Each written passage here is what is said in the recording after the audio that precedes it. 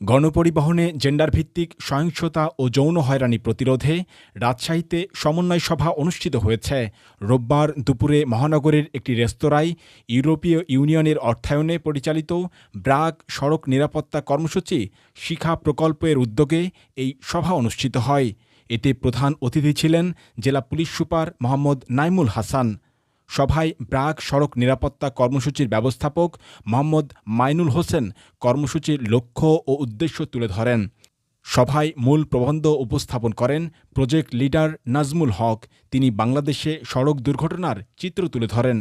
গণপরিবহনে নারীদের হয়রানিমূলক গবেষণা প্রতিবেদন তুলে ধরে জানান, গণপরিবহনে ওঠার সময় দেশের ৫৬% নারী নানাভাবে হয়রানির শিকার হচ্ছেন। এছাড়া গণপরিবহন স্টপেজ ও বাসের ভেতরেও হয়রানির শিকার হচ্ছেন নারীরা। সভায় সড়ক নিরাপত্তা ও হাইকোর্টের নির্দেশনা এবং জাতীয় হেল্পলাইন সেবা সম্পর্কে অবহিত করা হয়।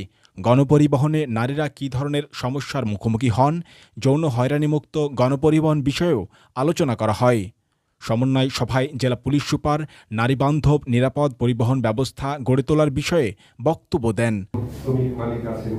মুক্ত আলোচনায় অংশ নেন মহানগর পুলিশের সহকারী পুলিশ কমিশনার আরজিনা খাতুন, বলিয়া মডেল থানার অফিসার্স ইনচার্জ মাসুমা মোস্তারি, রাজশাহী সড়ক পরিবহন গ্রুপের সাধারণ সম্পাদক নজরুল ইসলাম হেলাল, জেলা তথ্য অফিসের উপপরিচালক নাফায়েলা নাসরিন, সিটি কর্পোরেশনের নগর পরিকল্পনাবিদ বনিয়া হাসান।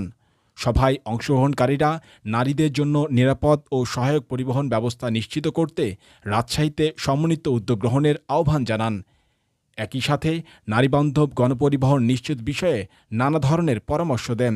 মুক্ত আলোচনার পর মহানগর ট্রাফিক বিভাগের উপপুলিশ কমিশনার নূর আলম সিদ্দিকী, ব্র্যাকের জেলা কোঅর্ডিনেটর মহসিন আলী বক্তব্য দেন।